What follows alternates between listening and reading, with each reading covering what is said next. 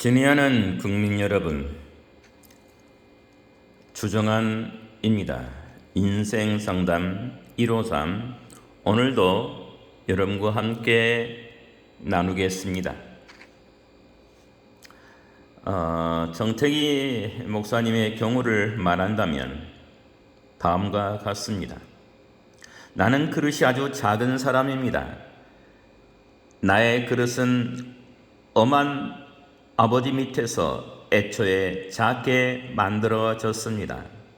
그러니도 모르고 나는 한때 내 그릇을 키워보리라 결심하고 애를 쓴 적도 있었습니다. 그러나 결국 작은 그릇임을 인정하고 그릇의 내용물을 바꾸기로 결심했습니다. 더러운 것이 가득해지면 맑은 것으로 바꾸고 낡은 것이 가득해지면 새 것으로 바꾸려고 애썼습니다. 그러나 아무리 내용물이 달라진다고 해도 그릇 자체가 달라지는 것은 아닙니다. 그러므로 사람들은 그릇을 바꾸려고 하기보다 내용물을 바꾸도록 노력해야 합니다. 그 편이 현명합니다.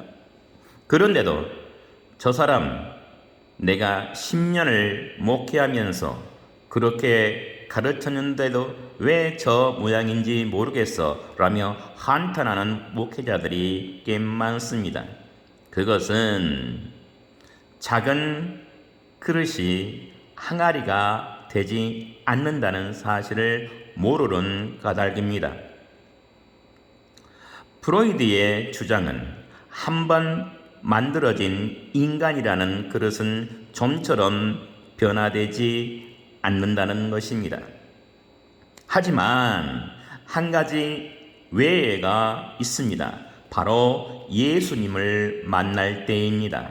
예수님을 만나 완전히 거듭나게 될 때 인간은 새로운 피조물로 변합니다. 나는 시카고 공항 대기실에서 가족들이 출구를 빠져나오던 모습을 영원히 잊지 못할 것입니다. 그러니까 한국에서 처자식이 7년 만에 미국으로 온 것입니다. 7년 동안 몰라볼 만큼 훌쩍 커버린 딸 아이들을 앞세우고 너무나 활짝 웃으며 걸어 나오던 아내의 모습, 그렇게도 무심했던 남편을 원망하기는커녕 무엇이 그리 즐거운지 아내와 아이들은 얼굴에 한밭꽃을 피워내고 있었습니다. 그렇게 가족을 만난 나는 울면서 하나님께 용서를 빌었습니다. 우리 가족은 미국의 명소를 천천히 둘러보는 여행길에 올랐습니다. 그렇게라도 해서 가족들에게 보상하고 싶은 것이 나의 마음이었습니다. 48일간의 여행 기간 동안 나는 가족들 몰래 화장실에서 수없이 울었습니다. 아내와 아이들이 좋아하는 모습을 차마 볼 수 없었기 때문입니다. 저렇게들 좋아하는데 저런 가족을 7년씩이나 버려둔 채 살았다는 해안에 나는 고개를 들 수 없었습니다. 이토록 소중한 가족과 떨어져 살았던 세월이 억울하기까지 했습니다. 이후 공부를 계속하면서 결혼생활 초기에 우리 부부가 불행했던 것은 누구의 잘못도 아니라는 것을 깨달았습니다. 우리가 잘못된 결혼생활을 할 수밖에 없었던 것은 내 잘못이나 아내의 잘못이 아니었습니다.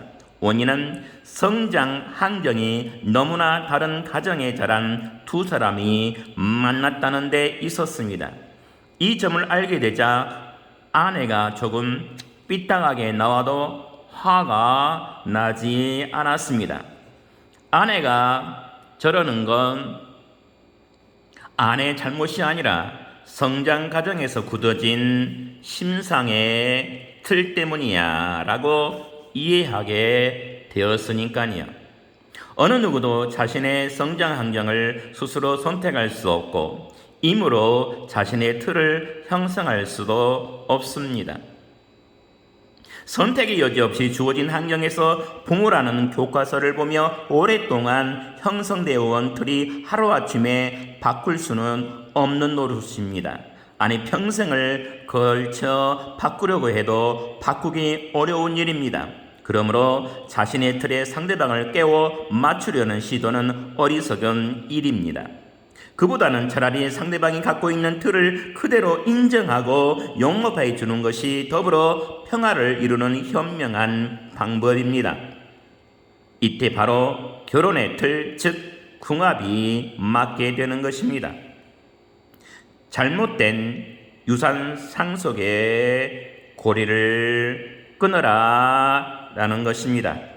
아들은 어머니에게, 딸은 아버지에게서 첫사랑을 느끼고 동시에 동성 부모를 자신이 극복할 수 없는 라이벌로 인식하게 되어 그들의 모든 행위를 모방한다는 심리적인 특성에 대해 살펴보았습니다.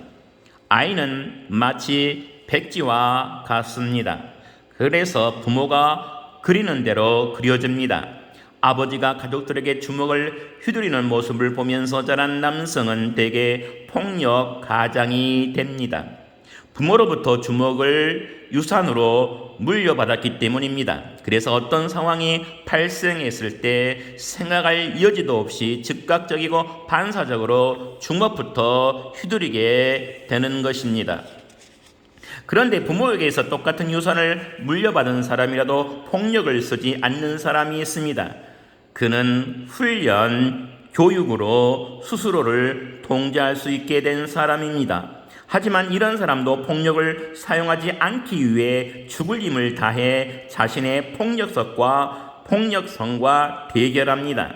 내적 갈등을 겪습니다. 폭력을 쓰지 않는 부모 아래서 성장한 사람이 갈등 없이 폭력을 사용하지 않는 것과는 다릅니다. 폭력성을 상속한 사람이 아무 갈등 없이 폭력성을 잠재울 길은 없습니다. 그러므로 결혼의 틀이 다른 두 사람, 즉 부모로부터 전혀 다른 유산을 물려받은 두 사람이 결합했을 경우 당연히 갈등을 겪을 수밖에 없습니다.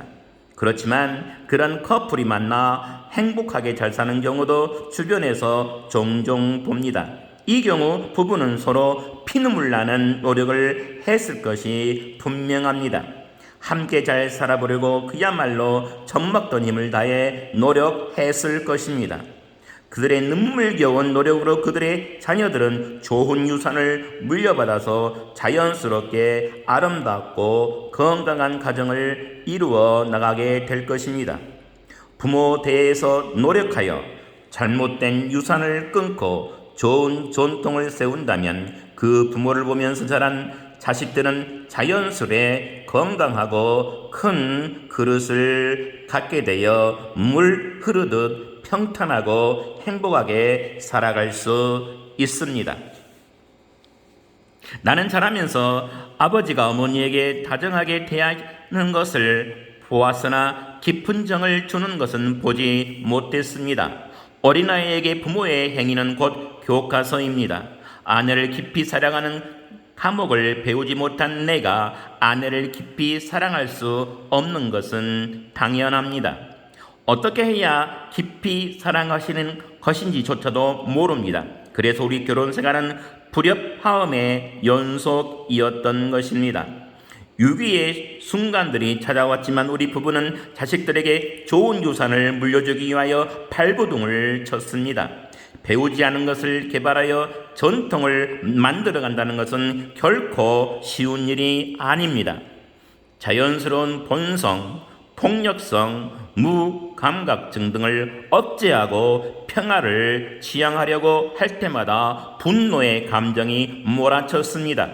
때로는 아무리 노력해도 본성의 욕구를 극복할 수 없었습니다. 그때마다 우리는 자식들에게 더 이상 우리가 겪는 고통과 갈등을 물려주지 않겠다는 각오로 이를 악물었습니다. 굳은 인상을 펴고 아내와 아이들을 안아주는 일, 손을 잡고 걷는 일은 내게 어색하기 짝이 없는 행동이었습니다. 딴 살림을 차리고도 유세가 당당하던 아버지라는 교과서를 제쳐두고라도 가정 내에서 이루어야 할 평등과 사랑과 화목이라는 교과서를 새로 써야 한다는 것이 내게는 너무나 부담스러웠습니다.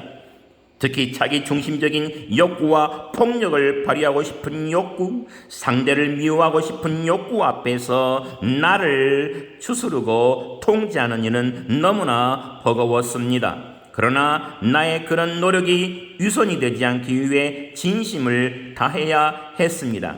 이런 노력 덕분에 딸 아이들은 우리가 세상에서 가장 행복한 부부인 줄 생각합니다. 부부애가 각별한 부모 밑에서 자란 사람은 결혼 생활에서도 자연스럽게 사랑을 표현할 줄 압니다. 노력하지 않아도 손을 잡거나 안아주거나 살을 비비는 스킨십이 자연스럽게 이루어집니다. 서로 돕는다고 해서 자존심이 다치거나 하지는 않습니다. 성장하면서 익숙하게 보아온 사랑의 행위가 무의식 속에 잠재해 있다가 결혼 생활에서 자연스럽게 응용되기 때문입니다. 여러분, 심리학에서 반동 형성이라는 말이 있습니다. 예를 들면 어린이를 내쫓고 싶은 감정을 가진 어머니는 그 죄책감 때문에 어린아이를 과잉 보호하고 지나친 사랑을 베풀기도 합니다. 누군가 지나치게 친절하고 상냥하다면 그 사람은 억압된 증오심과 부정적인 감정을 숨기고 있는지도 모릅니다. 유난히 사랑을 부르짖는 사람에게 오히려 사랑이 결핍된 경우를 볼 수 있습니다. 상처가 많은 사람 중에 다른 사람의 아픔을 상담해주는 상담가가 많고, 독재 타도를 애치는 사람일수록 독재적인 성향의 사람이 많으며, 지나치게 눈물이 많은 사람이 속에 새파란 토끼를 품고 있는 경우가 많습니다. 여자를 아주 좋아하는 남자가 여자들에게 쌀쌀 맞다거나 남자를 좋아하는 여자가 대부분 남자에게 톡톡 쏘며 차갑게 굽니다. 조직신학을 가르치는 교수가 가장 비조직적이고 역사학자들이 비역사적입니다. 이런 현상이 모두 반동 현상입니다. 과한 것, 즉 지나친 행동은 반동 현상일 가능성이 높습니다. 그러므로 밖으로 드러나는 외양만 보고 겉모습만 보고 사람을 판단한다면 실수하기가 쉽습니다. 감사합니다. 주정한이었습니다. 다음 시간에 뵙겠습니다. 감사합니다.